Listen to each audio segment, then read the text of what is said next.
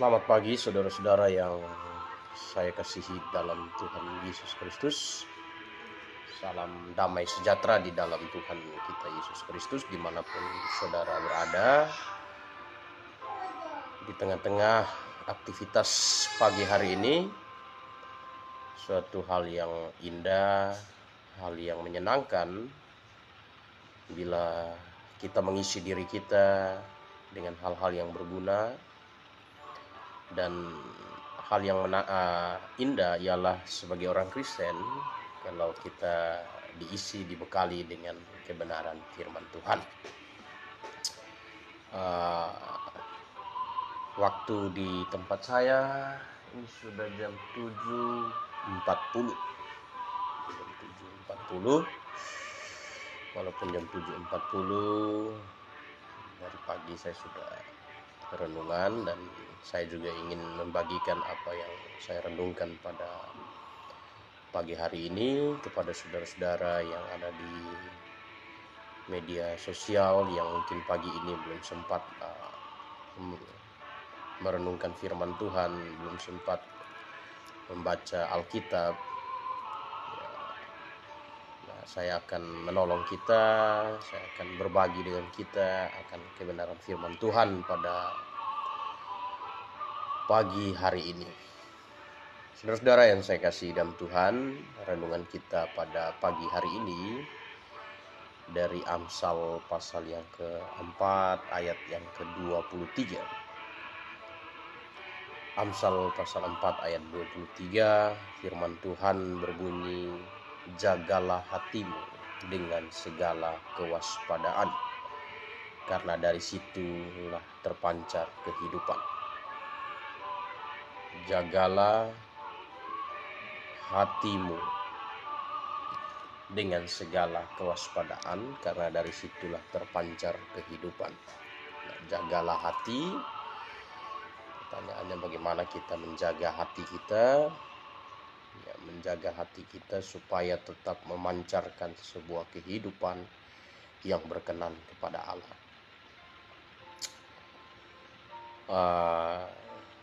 Kita diminta untuk menjadi satpam untuk hati kita.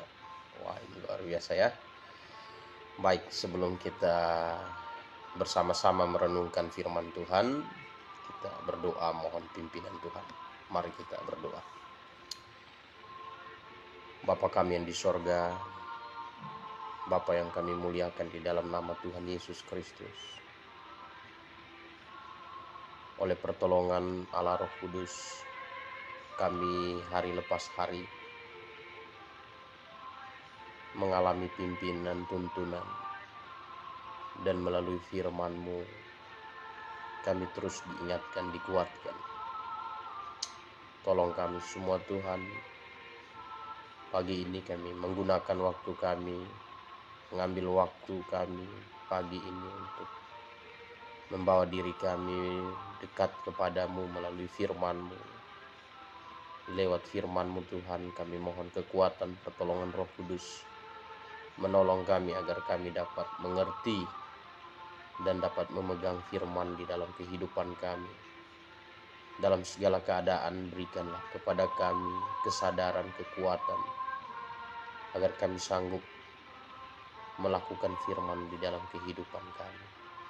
Tuntun kami Tuhan, ini doa harapan kami. Dalam nama Tuhan Yesus Juru Selamat kami berdoa. Kami mengucap syukur kepadamu Tuhan. Amin. Saudara-saudara yang terkasih di dalam Tuhan Yesus Kristus, Amsal 23, Amsal 4 ayat 23, jagalah hatimu dengan segala kewaspadaan, karena dari situlah terpancar kehidupan. Menjaga hati, firman Tuhan meminta setiap orang untuk merawat hati, menjaga hati. Mengapa? Kalau kita melihat apa yang dikatakan firman Tuhan dalam praktek kehidupan sehari-hari, orang yang tidak dapat menjaga hatinya, maka hatinya akan dikuasai oleh hal-hal yang negatif. Hal-hal yang negatif dapat merusak kehidupan orang tersebut. Saudara-saudara yang saya kasihi di dalam Tuhan Yesus Kristus, pagi hari ini saya akan menyampaikan 3 hal yang berhubungan dengan menjaga hati. Menjaga hati. Yang pertama, bagaimana kita menjaga hati kita. Bagaimana kita menjaga hati kita? Nah, saudara yang saya kasihi di dalam Tuhan Yesus Kristus, dengan apa kita dapat menjaga hati kita? Sebagai orang percaya, sebagai orang-orang yang hidup di dalam Tuhan, kita menjaga hati kita. Yang pertama, kita menjaga hati kita dengan firman Tuhan. Saudara yang saya kasihi dalam Tuhan Yesus Kristus, kita yang mengisi diri kita dengan kebenaran firman Tuhan, kita menaruh pola pikir yang sesuai dengan firman Tuhan di hati kita lewat pengetahuan yang kita miliki, dan ini menjadi bekal bagi kehidupan kita ketika kita menghadapi hal-hal yang dapat menjerat hati kita, dapat merusak hati kita untuk berbuat dosa. Di dalam Mazmur 119 ayat yang ke-11, coba kita lihat Mazmur 19 ayat yang ke-11. Mazmur pasal 119 ayat yang ke-11 katakan, dalam hatiku aku menyimpan janjimu, supaya aku jangan berdosa terhadap engkau. Dalam hatiku aku menyimpan janjimu, supaya aku jangan berdosa terhadap engkau. Ayat 10 katakan, dengan segenap hatiku aku mencari engkau, janganlah biarkan aku menyimpang dari perintah-perintahmu. Dalam hatiku aku menyimpan janjimu, supaya aku jangan berdosa terhadap engkau. Nah, jadi salah satu hal yang kita perlu lakukan di dalam hidup kita untuk menjaga hati kita ialah mencari Tuhan, menyimpan firman Tuhan di dalam hati kita. Saudara yang saya kasih dalam Tuhan Yesus Kristus, kehidupan kita, kehidupan manusia dikendalikan oleh alam sadar dan juga alam bawah sadar. Alam bawah sadar kita seringkali bila tidak diisi dengan waktu, kita tidak diisi dengan firman Tuhan, hati dan pikiran kita tidak diisi dengan firman Tuhan, maka dalam situasi-situasi yang kondisional, insidental, terkadang orang-orang melakukan hal-hal yang di luar kekuatan, di luar kesadaran. Nah, kalau tidak diisi dengan kebenaran firman Tuhan, maka otomatis naluri yang keluar adalah naluri kedagingan, naluri yang cenderung berdosa. Tetapi kalau hati kita jaga hati kita simpan dengan firman Tuhan dalam situasi-situasi yang insidental, situasi-situasi yang di luar kendali kita, maka kekuatan firman Tuhan akan memberikan tuntunan kepada kita. Firman Tuhan akan memberikan tuntunan kepada kita. Saudara yang saya kasih dalam Tuhan, mungkin ada yang berkata, masa sih Pak Gembala dan saya katakan bahwa ada alam bawah sadar, bisa terjadi. Ya, hal yang sederhana saya kasih gambaran bahwa bila kita melihat asam, maka tanpa atau orang bercerita tentang asam, ya, air liur kita langsung keluar, ya, kita langsung telan air ludah. Nah, itu sebenarnya kekuatan alam bawah sadar kita. Ini contoh sederhana dan ada contoh-contoh yang lain. Nah, itu sebabnya manusia perlu, orang-orang yang sudah diselamatkan, yang sudah percaya, perlu mengisi dirinya dengan kebenaran firman Tuhan. Jadi hal pertama untuk menjaga hati kita dengan segala kewaspadaan, yang pertama yang harus kita lakukan di dalam hidup kita ialah kita menjaganya dengan firman Tuhan. Menjaga dengan firman Tuhan artinya kita harus memiliki pengertian-pengertian firman di dalam hati kita. Untuk memiliki pengertian-pengertian firman di dalam hati kita, tentu kita harus punya banyak waktu untuk mengisi diri kita dengan firman Tuhan. Mengisi diri kita dengan firman Tuhan, dengan pengenalan akan Tuhan. Dengan pengenalan akan Tuhan. Nah, saudara yang saya kasih dalam Tuhan Yesus Kristus, Amsal 4 ayat 23 katakan, jagalah hatimu dengan segala kewaspadaan, karena dari situ terpancar kehidupan. Ini menuntut sebuah tanggung jawab. Orang percaya diminta untuk bertanggung jawab untuk kehidupannya. Orang percaya diminta untuk bertanggung jawab untuk kehidupan imannya. Dan salah satu tanggung jawab orang percaya ialah menjaga hatinya. Dan untuk menjaga hati, orang percaya harus menaruh firman di dalam hati. Menaruh firman di dalam hati, firman yang di dalam hati, yang menjadi kekuatan, yang menuntun, yang menjadi kekuatan, yang mengendalikan kehidupan orang percaya. Ingat bahwa manusia dikendalikan oleh alam sadar dan alam bawah sadar. Dalam situasi-situasi yang insidental, bila firman itu ada dalam hati kita, maka kita dalam situasi yang tanpa sadar, kita bisa mengambil sikap, bisa mengambil keputusan-keputusan yang dituntun oleh firman Tuhan. Tapi bila kita tidak mengisi diri kita dengan firman Tuhan, maka sangat mudah bagi kehidupan daging kita untuk mengendalikan diri kita untuk berbuat dosa.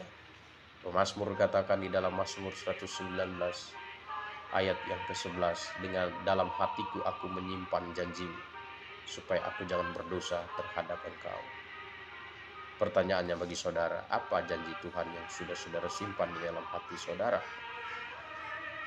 Nah, ini yang penting. Kalau hari ini saudara belum mengisi diri saudara dengan janji-janji Tuhan di dalam hati saudara, mari saudara dengan penuh tanggung jawab sebagai orang percaya mau mengisi diri saudara dengan janji-janji Tuhan di dalam hati saudara. Yang kedua, selamat pagi dari kami di kota Banda Aceh, Pak Gembala. Tuhan Yesus memberkati kita semua. Amin dan Maranatha. Selamat pagi Pak Purba. Salam sejahtera, dan kami bersuka cita mendengar kabar dari Aceh, dan kami terus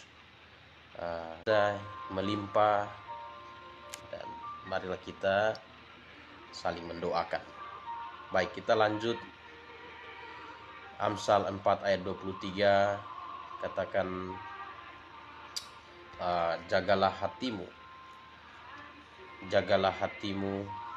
dengan segala kewaspadaan, karena dari situlah terpancar kehidupan. Yang pertama tadi, bagaimana orang percaya menjaga hatinya? Yang pertama, orang percaya harus mengisi hatinya dengan firman Tuhan, mengisi janji-janji Tuhan di dalam hidupnya, di dalam hatinya, sehingga di dalam segala keadaan sungguh orang percaya tetap sadar, alert dalam kondisi insidentil alam bawah sadar, tetap alert. Firman Allah tetap menjadi penuntun bagi kehidupan orang percaya. Saudara-saudara yang saya kasih dalam Tuhan, kita sadar bahwa firman Tuhan dapat terisi di dalam hati seseorang apabila orang tersebut mau memberi dirinya untuk mengisi diri dengan firman Tuhan. Yang kedua, bagaimana kita menjaga hati kita? Yang kedua ialah yang mau saya sampaikan pagi hari ini, bagaimana orang percaya menjaga hati. Yang kedua, harus menjaga pergaulan. Di dalam firman Tuhan 1 Korintus 15 ayat 33, dalam firman Tuhan 1 Korintus 15 ayat 33 katakan, baca dulu firman Tuhan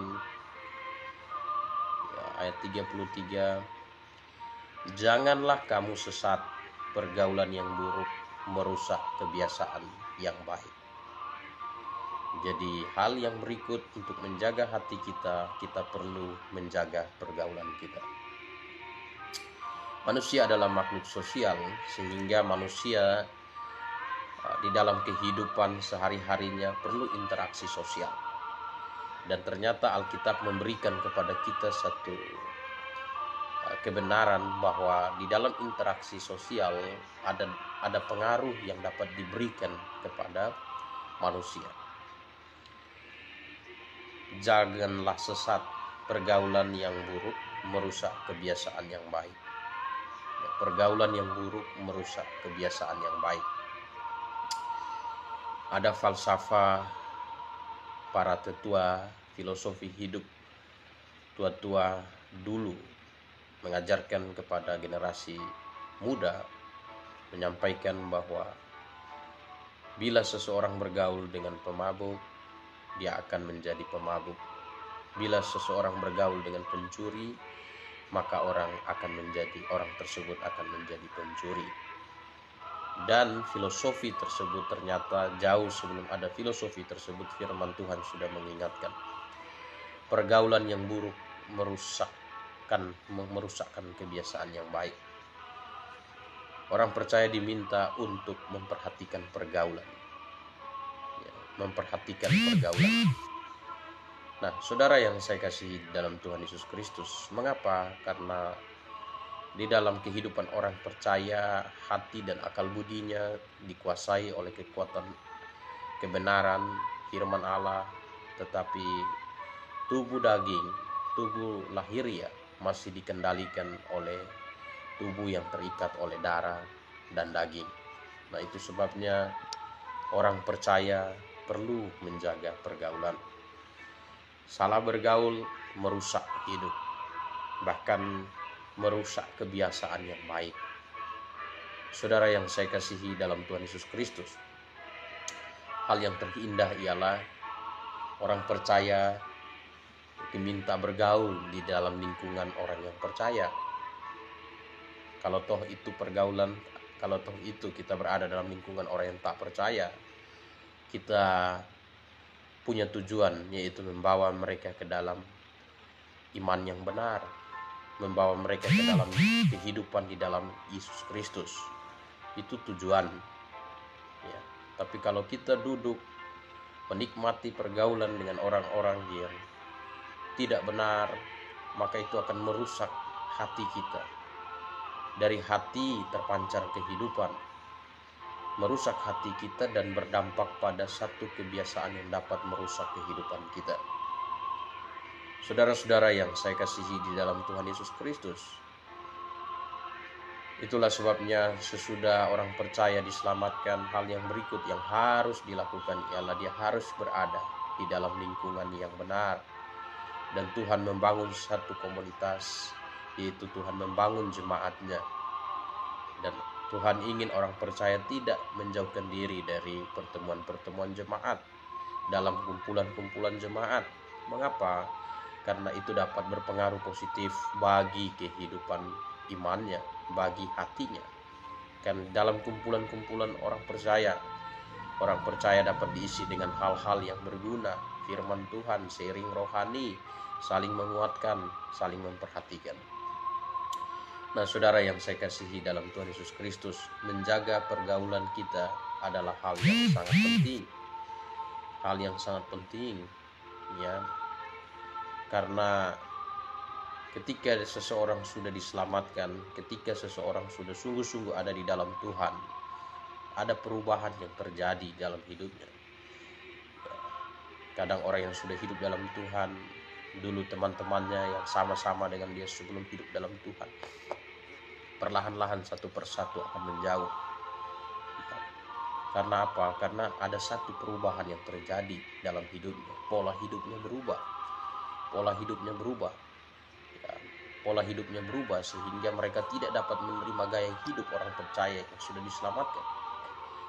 Ya, bahkan di dalam Mazmur pasal 1 katakan bahwa ayat 5, sebab itu orang fasik tidak akan tahan dalam penghakiman, begitu pula orang berdosa dalam perkumpulan orang benar. Sebab Tuhan mengenal jalan orang benar, tetapi jalan orang fasik menuju kebinasaan. Begitu pula orang berdosa dalam perkumpulan orang benar. Ya, orang benar, orang percaya yang sudah betul-betul lahir baru, ya, dapat memberi dampak positif kepada orang yang belum diselamatkan. Tapi kalau orang yang belum diselamatkan tetap bersikuku dalam kehidupannya, maka dengan sendirinya dia akan menjauh dari kehidupan orang-orang yang sudah diselamatkan. Saya banyak mendengar kesaksian orang-orang yang sudah diselamatkan. Pada waktu mereka sudah diselamatkan, mereka meninggalkan minuman keras, mereka meninggalkan kata-kata kotor, mereka meninggalkan rokok, mereka meninggalkan hal-hal lahiriah yang mengikat mereka. Maka dengan sendirinya teman-teman lama mereka satu persatu menjauh dari mereka. Menjauh karena melihat ada perubahan gaya hidup. Nah, namun Alkitab juga memberikan satu peringatan kepada orang-orang percaya bahwa mereka juga perlu menjaga pergaulan. Bukan tidak mungkin orang-orang percaya dapat terjerumus ke dalam pergaulan yang buruk. Bukan tidak mungkin orang-orang percaya dapat terjerumus, dapat ke dalam pergaulan yang dapat merusak kehidupan iman. Nah, itu sebabnya kita perlu menjaga pergaulan kita di zaman media sosial ini. Di zaman media sosial ada banyak hal yang dapat mempengaruhi ya, orang-orang lebih banyak bergaul dengan media sosial. Itu sebabnya perlu menjaga pergaulan kita. Jangan kita terjerumus ke dalam satu pergaulan yang dapat merusak kehidupan iman kita. Hal-hal yang dapat merusak kehidupan iman kita perlu menjauh dari itu, karena Alkitab sudah mengingatkan kepada kita. Firman Tuhan ingatkan kepada kita bahwa jangan kita sesat, karena pergaulan yang buruk merusak kebiasaan yang baik. Saudara-saudara yang saya kasih dalam Tuhan Yesus Kristus, jagalah hatimu dengan segala kewaspadaan. Yang pertama, bagaimana cara orang percaya menjaga hati? Orang percaya harus mengisi hatinya dengan kebenaran firman Tuhan, menyimpan janji Tuhan di dalam hatinya. Dan yang kedua, orang percaya harus menjaga pergaulannya. Dia harus ada di dalam lingkungan atau di dalam pergaulan yang dapat mengubah kehidupannya. Saya punya sahabat seorang perokok berat. Dia seorang perokok, dan pada waktu kami memutuskan untuk belajar teologi, dia masih di dalam perjalanan pergi dari Kalimantan menuju Jakarta untuk masuk di sekolah teologi, dia masih merokok. Namun kemudian dia ambil sikap untuk berhenti total dan menerima Kristus dengan sungguh-sungguh. Saya sendiri bertanya-tanya apakah dia akan sanggup bertahan. Ternyata dia sanggup. Dia putuskan, dia ada dalam lingkungan yang benar, dia lingkungan orang-orang yang sudah diselamatkan, diberi penguatan. Akhirnya dia bertahan, dan hari ini dia sudah menjadi seorang gembala jemaat. Lingkungan sangat mempengaruhi kehidupan. Saudara yang saya kasih dalam Tuhan, kita menjaga hati kita, menjaga generasi kita. Orang tua tidak boleh lalai selain memberikan anak-anak, memperhatikan dalam kehidupan lahiriah, pendidikan mereka, kehidupan iman, dan juga harus memperhatikan pergaulan mereka. Saya sekarang kita sebagai orang tua, kita perlu memegang firman ini dalam hati kita. Dan berikut, bagaimana kita menjaga hati kita? Nah, kalau yang pertama tadi mengisi hati kita dengan kebenaran firman Tuhan, yang kedua tadi menjaga pergaulan kita, dan yang ketiga kita harus senantiasa bermeditasi rohani atau senantiasa merenungkan firman Tuhan. Saudara yang saya kasih dalam Tuhan Yesus Kristus, kebiasaan merenungkan firman Tuhan adalah kebiasaan yang baik. Seringkali orang menganggap sederhana renungan pribadi, menganggap sederhana. Namun renungan firman Tuhan, renungan pribadi adalah hal yang penting. Karena kita bermeditasi, kita mengisi diri kita dengan firman Allah. Nah, meditasi rohani membawa kita kepada satu kehidupan yang berhasil secara rohani. Tanpa meditasi rohani, orang tidak mungkin dapat berhasil menjalankan kehidupan rohani. Pada waktu Tuhan memberikan panggilan khusus kepada Yosua untuk memimpin umat Israel melanjutkan kepemimpinan Musa untuk masuk ke tanah Kanaan, Tuhan mengingatkan kepada Yosua untuk senantiasa melakukan meditasi rohani. Janganlah engkau lupa memperkatakan kitab Taurat ini, tetapi renungkan itu siang dan malam. Jadi siang dan malam meditasi rohani. Sebagai orang percaya, kadang ada juga yang lalai. Kadang bukan hanya orang percaya, hamba-hamba Tuhan juga lalai. Kadang saya juga akui itu. Sebagai manusia yang lemah, saya juga akui. Renungkan itu siang dan malam. Nah, renungkan siang dan malam berarti ini menentukan satu durasi waktu. Orang percaya diminta untuk menggunakan waktu siang dan malam. Nah, siang di sini merujuk kepada aktivitas kita sebelum kita beraktivitas di siang hari, dan malam sebelum kita beristirahat. Nah, meditasi rohani supaya engkau bertindak hati-hati sesuai dengan segala yang tertulis di dalamnya. Bertindak hati-hati. Nah, ini tekanan dari ayat ini sebenarnya menekankan bahwa dalam situasi yang kondisional dan insidental, bila orang tidak mengisi firman itu siang dan malam di dalam hati dan pikiran, dia akan bertindak mengikuti hasrat lahiriahnya. Dalam satu rasa buah roh itu penguasaan diri. Nah, kapan penguasaan diri itu bisa betul-betul teraplikasi?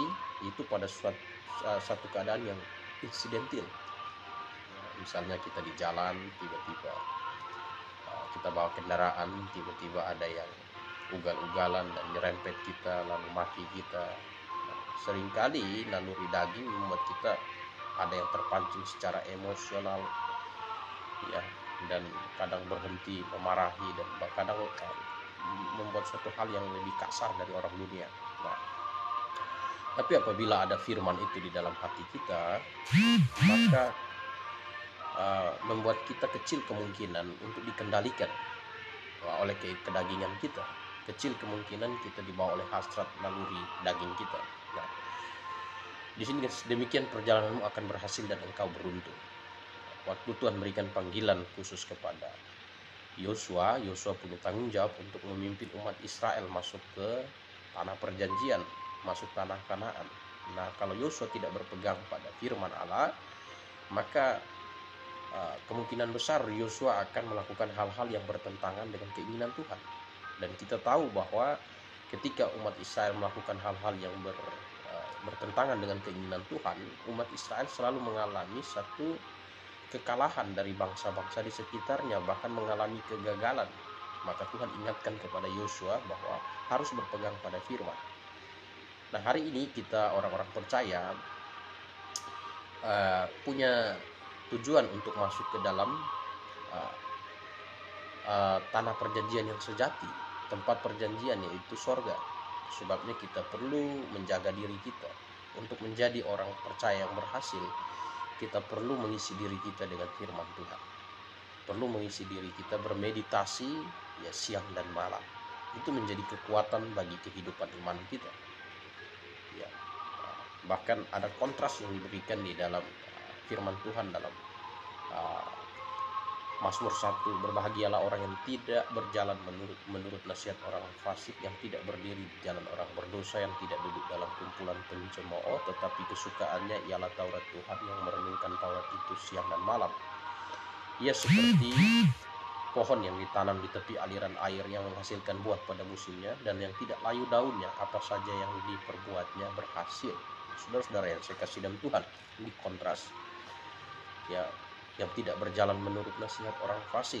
Tidak artinya ketika kita menghadapi persoalan dalam hidup kita, ketika kita ingin mengambil keputusan, baik itu keputusan yang mau kita putuskan secara sadar maupun keputusan yang di luar kontrol kita, ya, di luar kesadaran kita. Pada waktu kita betul-betul meletakkan firman Tuhan, kita merenungkan, menjaga pergaulan kita bermeditasi pagi, siang dan malam, maka kita akan melakukan satu keputusan yang benar, keputusan yang sesuai dengan firman Tuhan.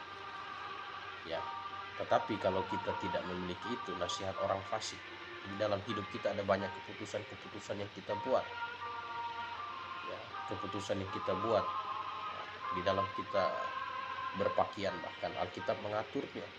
Keputusan, seringkali orang ingin berpakaian, Alkitab katakan, terutama sorotannya kepada para wanita, Alkitab kasih bagaimana harus berpakaian di depan publik, ya, bagaimana, lalu bagaimana sikap orang percaya, Alkitab beri aturan. Kita tidak boleh mengambil keputusan yang bertentangan dengan firman Tuhan. Ya, sopan dan teratur. Nah, mengenai style, ya boleh saja style itu namanya hidup, ya, kita perlu juga ya rapi, enak dipandang. Tetapi bukan berarti enak dipandang lalu merusak iman orang. Bukan berarti enak dipandang dapat merusak hati orang. Bukan berarti enak dipandang merusak hati kita. Ya, enak dipandang boleh, stylish boleh, tidak ada yang melarang. Ya, style boleh, gaya boleh, tapi harus sesuai dengan koridor firman Tuhan. Ya, gaya saya maksudnya misalnya zaman saya SMA dulu pakai celananya harus kompral, ya, celana sapu jalan istilahnya dulu. Nah, sekarang kalau pakai itu kan lucu. Nah, sekarang yang terkenal ini celana panjang kaki botol misalnya. Tidak ada persoalan kalau itu tidak mengganggu orang lain, hanya sekedar untuk enak dipandang, tapi enak dipandang tidak boleh merusak hati orang. Enak dipandang tidak boleh merusak hati sendiri. Ya, ada banyak hal, bahkan Alkitab mengajarkan kepada kita di dalam memilih musik. Alkitab ingin kita senantiasa mendengarkan musik-musik yang membangun iman kita, musik himne, ya, sehingga naluri kita diisi dengan hal-hal yang dapat membangun diri kita kepada hal yang benar. Nah, saudara yang saya kasihi dalam Tuhan Yesus Kristus, ya, nasihat orang fasik tidak berdiri di jalan orang berdosa, yang tidak duduk dalam kumpulan pencemooh. Ini perlu kita perhatikan, kumpulan pencemooh. Nah, kita mengapa harus ada di dalam pergaulan, memperhatikan pergaulan kita? Karena kalau kita duduk dalam kumpulan pencemooh, ya ini menarik ketika kita bergosip untuk orang lain satu dengan yang lain. Manusia sangat menarik dan sangat memicu adrenalin untuk turut terlibat. Itu perlu dijaga, ya perlu dijaga. Nah, saudara yang saya kasih dalam Tuhan, memang di akhir zaman ini sedikit sekali orang yang betul-betul punya kehidupan iman yang berkualitas, yang berkualitas, sangat sedikit sekali. Nah, saudara yang saya kasihi dalam Tuhan Yesus Kristus, inilah 3 hal yang saya sampaikan untuk menjaga hati kita dengan segala kewaspadaan. Yang pertama tadi ialah kita menyimpan janji Tuhan, firman Tuhan di dalam hati kita. Yang kedua, kita perlu menjaga pergaulan kita. Dan yang ketiga, kita harus senantiasa melakukan meditasi rohani siang dan malam. Jadi ada 3 hal yang saya bagikan bagi kita pada pagi hari ini untuk menjaga hati kita. Semoga apa yang saya bagikan menjadi satu hal yang dapat menguatkan, dapat mengingatkan kita, dan dapat membangun iman kita semua. Terima kasih sudah menonton renungan saya. Kiranya firman ini dapat berguna. Saya, Gembala Dan Jesuat dari Kota Kupang, Nusa Tenggara Timur, menyampaikan salam sejahtera. Salam untuk Pak Ferdi Manafe, Saudari Aimin, Saudara Mikael Tanesa, juga ada Pak Purba, juga ada Ibu Gembala, istri Gembala Silwanus, Ibu Rusti di Sintang, kemudian ada Saudari Lansia, Delvi Fanggidae, Hendra, dan Ibu Heni Tinambunan. Ya, terima kasih sudah mengikuti renungan pagi saya. Salam sejahtera, biarlah firman selalu menguatkan kita. Mari kita berdoa. Bapa di sorga, kami bersyukur atas firman yang Kau berikan kepada kami, memberikan kekuatan, menuntun, menerangi jalan hidup kami. Biarlah apa yang kami bagikan pada pagi hari ini kami renungkan bersama, dan biar kami hayati dan kami lakukan dalam hidup kami, sehingga kami dapat memperoleh buah yang baik dari hidup kami oleh kekuatan firman-Mu. Ini doa kami, ini harapan kami, di dalam nama Tuhan Yesus Juru Selamat kami yang hidup. Kami berdoa, kami bersyukur kepada-Mu Tuhan. Amin.